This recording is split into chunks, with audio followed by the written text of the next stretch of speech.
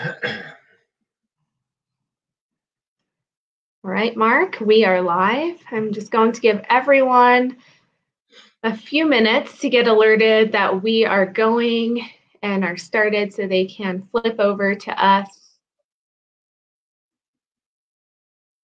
and enjoy today's program.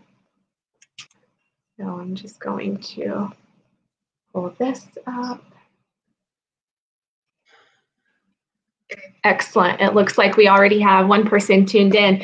Well, good morning, everyone, and happy Tuesday. I think it's Tuesday, right, Mark? Wednesday. Wednesday. Oh my gosh. See, this week is just blowing by. Well, happy hump day. Yeah. Thank you so much for tuning in to our COVID-19 series. I am Juliet Abdel, President and CEO of the Westminster Chamber of Commerce. And as you all are now aware, for a little over a month, we've been hosting these videos as an opportunity to educate our businesses and our residents about ways or things they can take into account to adapt what they're doing, either in their new home environment or with their new type of work, really. So on Monday, we have our mayor who gives an update. If you haven't seen the video, you can go back to any of our videos. We keep them available for replay. If you have questions, please be sure that you comment them. Even on those old videos, we reply back with information right in time for you to get those questions addressed. Today's topic is focused on how to be sustainable at home, or sustainability at home. Right now, what we're seeing is, you and I, we're all staying at home as much as possible. Many of us have families that are large.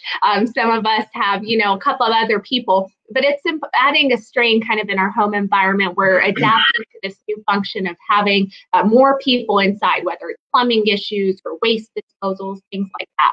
So we decided to invite Mark Petrovic from Republic Services to visit with us on kind of some best practices that they have in their industry. Now, before I get Mark to kick this visit off, I wanted to emphasize to you, if you have questions or comments, please type them in the comment section of this video stream. If you can't hear us at some point, also comment that so we can try and address the technical difficulties as much as possible. And then lastly, if you have some creative things that you're doing at home related to waste, composite, things of that nature, comment them so we can let other people know. This is great for information sharing. So now is your time to be bragging on some of the ways that you're staying sustainable at home. I want to go ahead and thank a couple of folks. It looks like Brian Head's on here. Thanks for tuning in, Brian, and Brian Dice and Wayne Anderson. And now I'll have Mark go ahead and take it over. All right. Thank you, Juliet. Appreciate it. Good afternoon, everybody. As Juliet said, my name is Mark Petrovic. I'm with Republic Services. We are a large national solid waste hauler. We're landfill owner. We own recycle facilities across the country. And so today we're going to talk about waste and recycling, sustainability efforts people can make at home, as Juliet touched on, and really kind of talk about how COVID has impacted everyone in the country, everyone in the world. And even though the trash and recycle business is a little recession resistant, it's not recession proof, and there are definitely impacts that we're seeing on the street. So we are a large national hauler.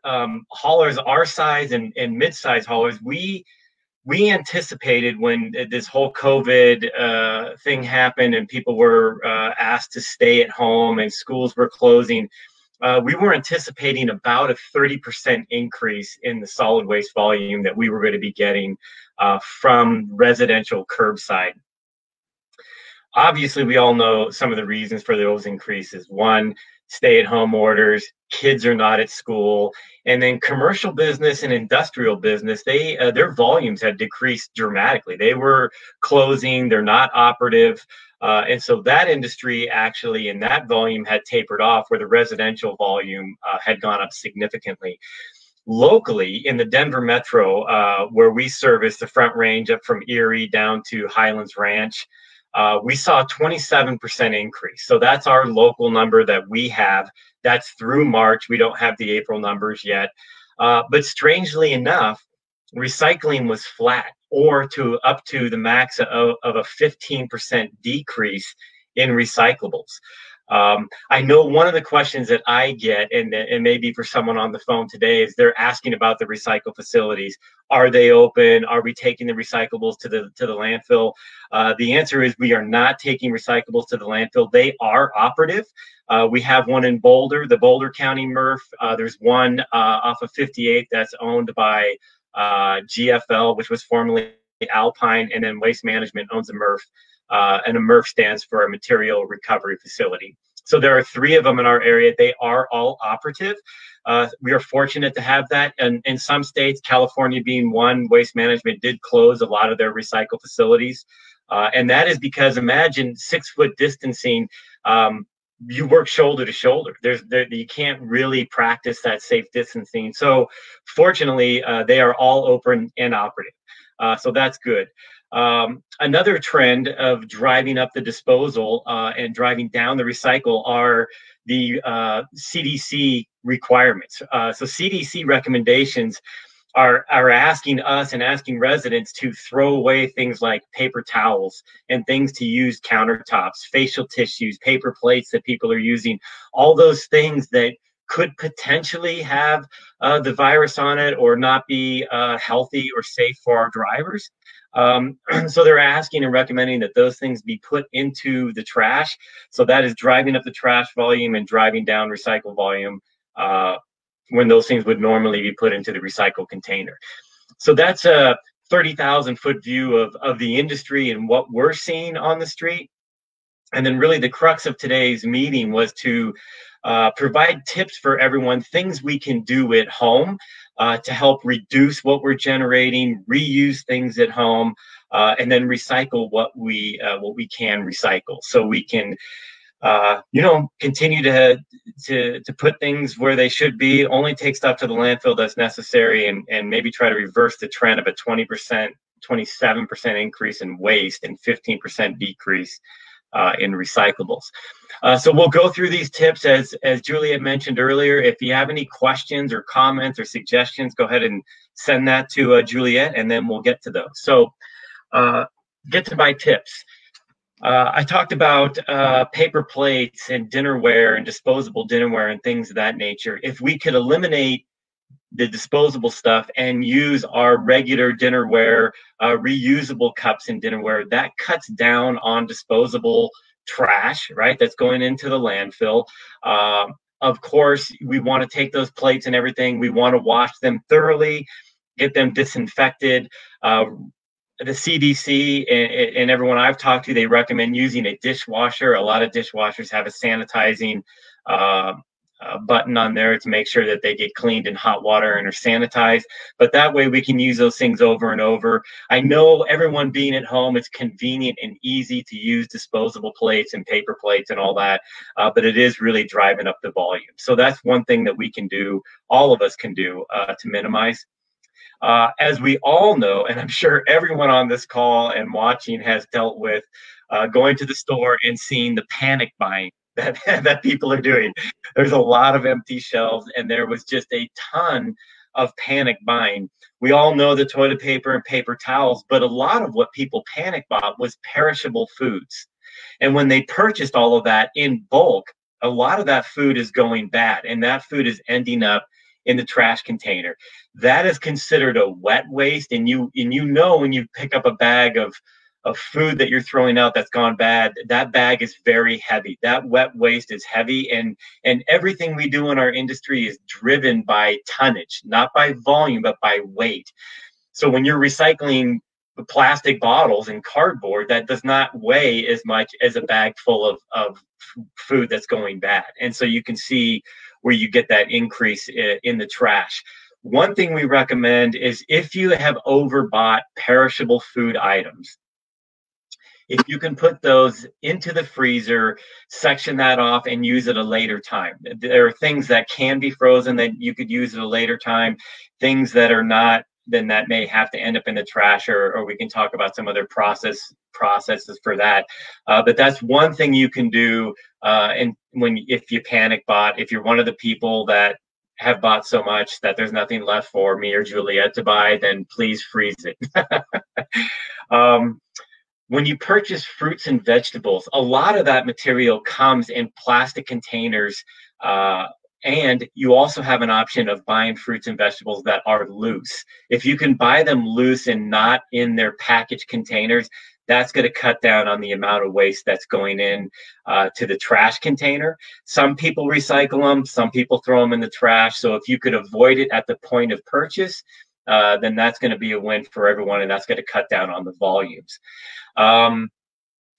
One thing I should have brought up about perishable foods that you could freeze, you could also turn those into soups. If you have things that are starting to pile up that you're not going to eat in a meal, let's say you have stuff for a salad, fruit or vegetables that could go into a salad, you could turn that into a soup and actually freeze that and use that at a later time.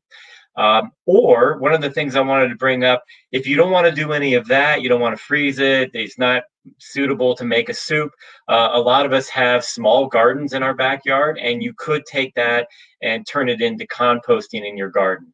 So that's something that will have a good full circle use, right? You can use it to fertilize your soil and then grow other things. So that is a really good idea as opposed to putting that into your trash container. That covers a lot of the perishable foods. There was also a lot of panic buying and bulk buying of shelf-stable meals, things that are dry goods in your cabinets, things like single-serving oatmeal packets, or the single-serving packets you would buy when kids were still in school. Those types of things, if you still want to buy those goods, you can buy them in boxes or family-size boxes to where you're just using that one container and using it over and over, or putting, crackers or oatmeal or whatever you're going to do in a single serving. But then having that large container back in the cupboard to where you're not having all the waste and all the single serve packets. As just a point of interest, a lot of those single serving packets, like crackers for kids' lunches or oatmeal packs, some of those are recyclable, but a lot of them are not. A lot of them have it's like a foil type interior of those packaging, and so those things are not recyclable and end up in trash. So anytime we can buy something that's in a container that we could reuse over and over, that's going to generate a lot less waste. Paper towels and sanitizing wipes. One of the things that were panic bought along with toilet paper, that is a big culprit of stuff that's driving the waste. I do have an attachment of a flyer that Republic has generated for all of our customers that Juliet could post sometime during this conversation. And those sanitizing wipes, paper towels, facial tissues, all those types of things we do not want in the recycle stream. Those could carry bacteria or the virus that you're cleaning in your home, when people blowing their nose, things of that nature. That is stuff that we want going into the trash container. Thank you, Juliet. This kind of goes through some of the safe practices that we can do. The Republic Services is following a lot of CDC recommendations, and these things that I'm mentioning, sanitizing wipes, paper towels, we do want them put into the trash container. Now, an alternative to using the disposable and generating waste is taking old rags, old towels, old shirts, things that you could cut and turn into a rag. Those are things that you could use at home to clean surfaces, and those things can be put into the laundry and washed and sanitized and reused over again. Just another way everyone can do a little part at home, because every little part adds up to a big part when you consider how many people Republic Services and companies like us touch on a daily basis. I had a note to myself here to talk about the flyer, but Juliet's got that posted, and you guys can all read that out. I don't need to go through bit by bit.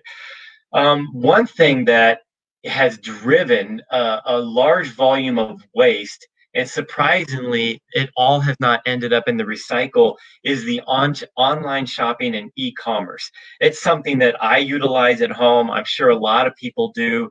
I utilize a food service. I have pet food sent to my house. Other goods are sent to my house. And a lot of that comes in cardboard boxes. as a point of interest, I looked up some statistics and saw that e-commerce had a 74% increase in March over year. That is unbelievable. 74% increase. That is huge. And as I said, everything from food service to pet delivery to other household goods, they come to the house in cardboard boxes.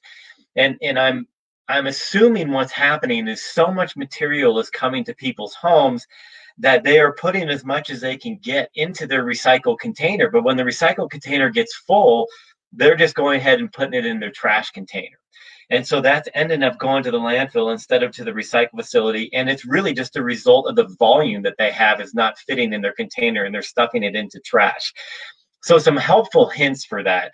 What I see a lot is when people put in their recycle container, they put the cardboard box in there just in full size, instead of taking scissors, cutting it down, and breaking it down flat. When you break it down flat, you can fit so much more into your recycle container, and then that way less is going to end up going into your trash container. All your plastic bottles, whether it's mayonnaise or whether it's milk or anything that comes in a jug that has a lot of airspace in it, if you can flatten those down, that's going to create airspace in your recycle container. It's going to allow you to fit more in there.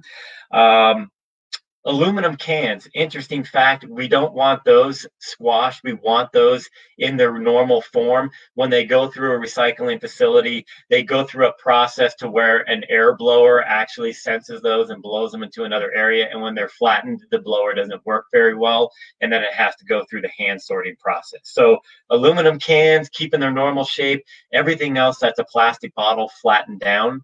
Also rinse out all of your plastic bottles. Anything that would have milk or ketchup or anything like that that is left in a recycle container, that can contaminate an entire bale of recyclables if they're not rinsed out. So this food for thought. One thing that I noticed personally, when I get a food service sent to me from like HelloFresh or Blue Apron or all those types of companies, they come with ice packs in them. The ice packs say you can cut them open. There's non-toxic stuff inside that you can throw out or let it just thaw and then recycle that plastic. That plastic, to my knowledge, is not recyclable in the MRF that we have here in Colorado. So what I do is I just keep them, and then I keep them for, you know, summertime. If I'm going to go do something and I have a cooler, I've got those ice packs that I can reuse. So that's something that I'm doing, just to reuse them. And if not, then they would have to be put into trash. Now, one last thing, if you're running out of space, even with all those tips of flattening the cardboard and everything else, you can utilize a city-run drop-off facility. There are a lot of them around. You can look on your county and city websites for recycled drop-off locations. And if you're starting to overflow, because Republic and every other hauler I know of, we collect recycle on an every other week basis, that utilize your county and city-run drop-off sites if they are available. If not, we just ask that you stage that information and hold on to it and try to work through it over the next coming weeks. And we will get it picked up from you curbside, but you'll just maybe have to store a little bit of it at your home.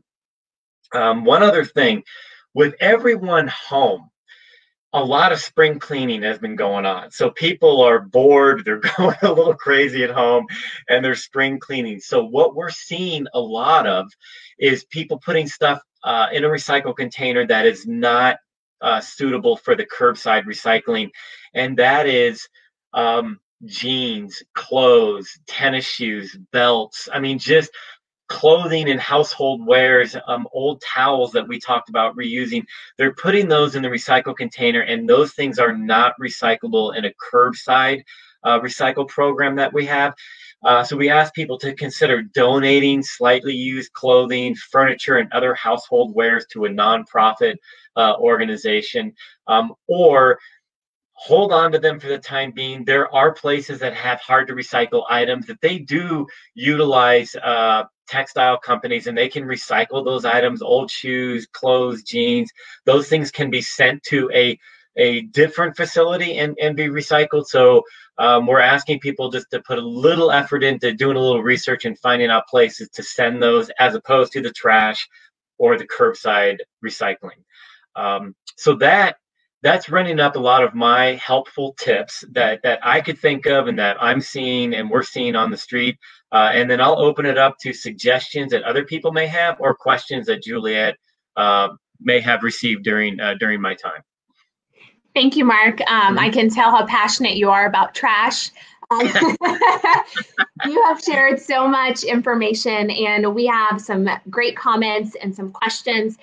We have State Representative Tracy Kraptharp. Thank you for tuning in with us, and Councilor DeMott as well, Jason Ganal, Gank, and Lauren Seymour, and several others that are with us. So thank you all for being on here. I want to kind of go back all the way up here and pull a couple of the comments that we have. Here's one from our chairman, Brian Dice, just kind of thanking you for sharing your expertise today with us, Mark. He also commented and said Republic just picked up his trash about an hour ago. So you guys are doing a great job. And then we also have a comment, it looks like from Brian Head, who's thanking you and Republic for always being invested in the Chamber and the Westminster community for a long time, including sponsoring our key events that we've had. I think it speaks volume whenever we have national companies like Republic, who you work for, that are embedded and involved in their local communities. And that's kind of what one of those comments was. Thank you. If you just hopped on during this broadcast, Mark has kind of shared with us a lot of tips, some percentages and stats that are out there. We have a one-sheeter that I'll display in a little bit, and we'll kind of circle back to that. But if you have any suggestions on things you're doing at home that you want us to be aware of, go ahead and comment that so we can show it for people to understand some best practices. And then if you have any questions that you want Mark to take up related to sustainability at home or how to reduce your waste, go ahead and type those in as well. So it looks like we have Councilor DeMott, and his comment is, have we seen an uptick in volume with takeout and carryout being the norm, with over sit-down dining not being an option? So now that those restaurants are no longer allowing for people to be able to sit there. Yeah, that's a great question, Counselor. And yes, that's going to be part of that 27% increase we're seeing, because even in a normal state before COVID, the clamshell recyclable, actually, I shouldn't say recyclable, the clamshell takeout things you get from a restaurant were not recyclable to begin with. Some restaurants, sustainably minded restaurants, were getting those items in compostable, but they're not recyclable. So the amount of people that are patronizing businesses, which is great, right? Everyone's going out, they're doing their thing, they're trying to keep these businesses afloat. That's fantastic, but it's really driving up the volume. So what we saw with the commercial and industrial volumes really dropping with those businesses closed, that's all just been transported to home and is being taken up at the curbside. So, and what it sounds like, Mark, is that we've instead switched it from the commercial businesses, the ones that would generally be putting out that waste, to now at the home. And I think that's a key differentiator. Whenever we're talking about reducing your waste at home, we're not wanting you to stop shopping local. We really need you to support those local restaurants. It's your individual usage. And as you're bringing that stuff home, that you're not transferring it into another disposable and using those. And so now you're having double the volume that you're then putting back out there. So I typed this earlier because I do this.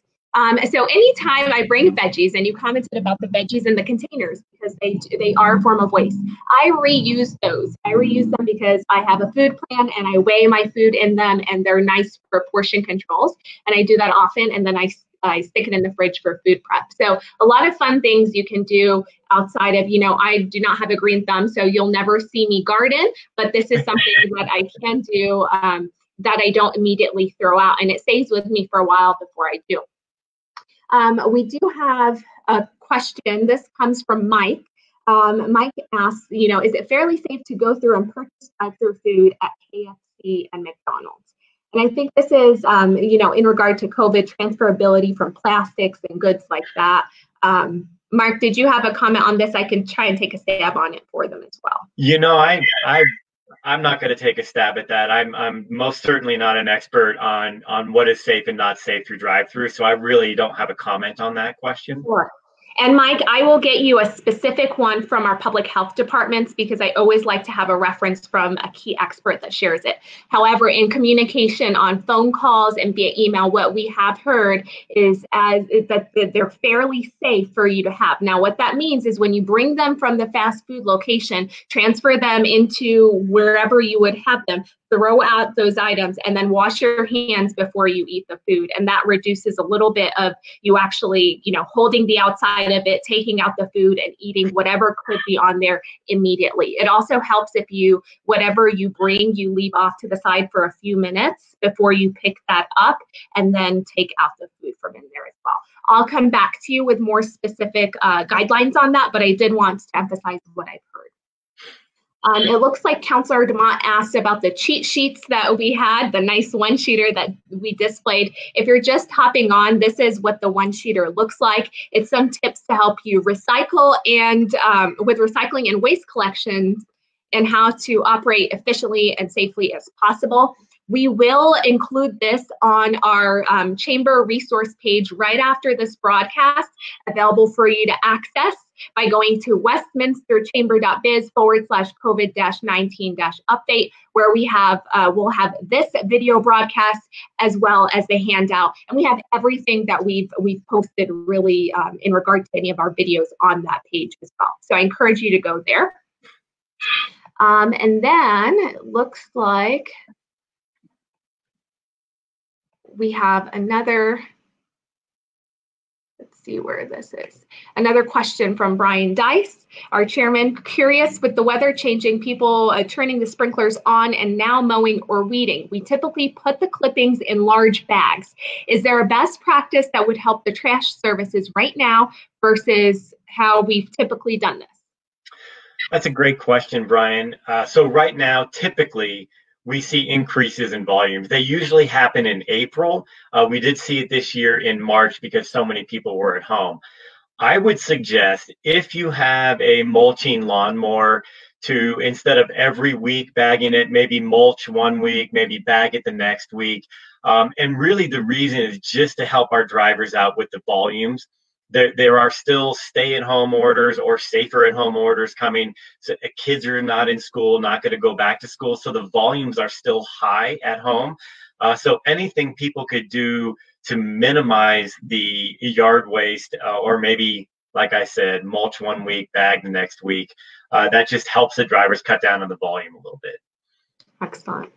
And we've got several others that are tuning in with us: Mark Bossler, Shelley, Tanika, Ian, a few folks I really haven't met before, so this is exciting to see them on here. I hope you find value in this Sustainability at Home broadcast.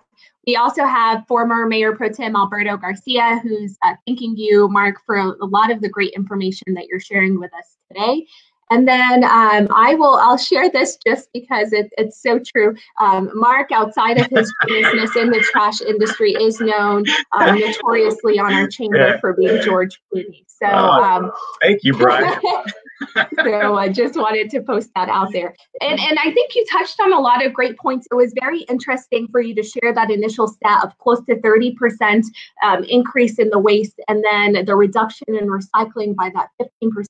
You also touched on food waste and how people need to try and just buy what you will use, especially as it relates to produce, so that you're not turning around and just throwing it out because it's gone bad. Not to mention that you're taking it away from somebody else who might be benefiting from whatever that product is or that item or good. The spring cleaning is going on, so make sure you're not throwing away things that are not intended to be thrown away in recycling. I know I have started spring cleaning, but I am not throwing away my clothes. I hoard those and rewear them all over the years. But if you have found this video after we're done with the live broadcast and you're watching us on replay, please make sure that you comment a question or an idea of something that you're doing at home to reduce your waste. And we'll be sure to share that with folks and then re-ask those questions to Mark and come back to you. For anyone that asked a question that I said I'll come back to you on, know that I will come back to you with a question. We've just answered about 4 others that were in past videos that we had that I had to wait on some experts. Anne shares, she loved the idea of making soups. Thank you, Anne, for tuning into our broadcast. A lot of great ideas that have come out of this video, and I hope that you can share it with your friends and family so that they can learn some tips, some ideas that they can do. A lot of times people just don't know the small things that they can implement and the big difference it can have. So I do thank you so much, Mark, for taking the time to be with us today. Today is our Wednesday broadcast. Tomorrow, what do I have tomorrow, Mark? Do you remember? It's my job fair. Yes, it's your job fair. Yes. So if you know somebody that's looking for work, make sure you direct them to our virtual job fair. RSVP is still open. We plan to have at least 3 employers that are on there, maybe more, with breakouts with Amazon, Aerotech, and several others. So be sure to spread the word on that job fair. And then we'll close out the week with updates from Westminster Public School District with elected Chair Ryan McCoy, and Superintendent Swanson will be on there as well to kind of share what the district is doing. I do want to thank everyone that's tuned in, taken time out of your day. Melanie, several of our board members, our chairman, our elected officials, and of course our speaker, Mark, from our public services. Totally appreciate you taking the time to have this trash talk. And I hope you stay healthy and safe. And we'll see you again soon. Bye-bye. Thank you for the time. Appreciate it.